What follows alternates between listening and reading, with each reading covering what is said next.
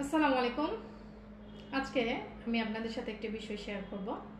সেটি হচ্ছে আমার হাতে একটি পার্সেল আছে। পার্সেলটি হচ্ছে একটি বইয়ের পার্সেল। এখানে দুটি বই আছে। আমি বই দুটি অনলাইনে রকমারি.com থেকে অর্ডার করেছিলাম 3 দিন আগে। আজকে আমি হাতে পেয়েছি।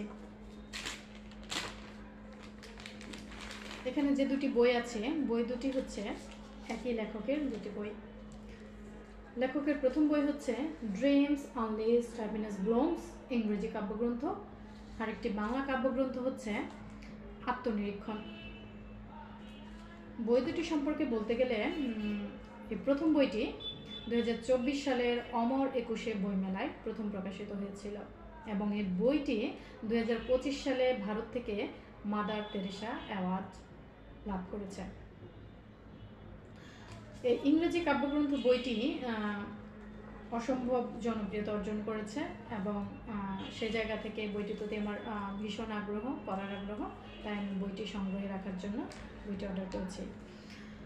আরেকটি বই হচ্ছে আত্মনিরীক্ষণ। এই আত্মনিরীক্ষণ বইটি জুলাই বিপ্লব, তরুণদের বিদ্রোহ, তারপরে বিভিন্ন সামাজিক প্রেক্ষাপট নিয়ে বইটি লেখা হয়েছে।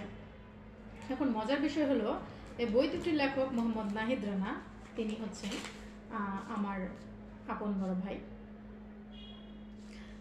বই দুটি আমি হয়তো পরবর্তীতে এমনিও পেতে পারতাম, তবে আমি মনে করেছি একজন লেখকের লেখা তখনই সার্থক হয় যখন তার লেখা, তার বই কিনে পড়া হয়।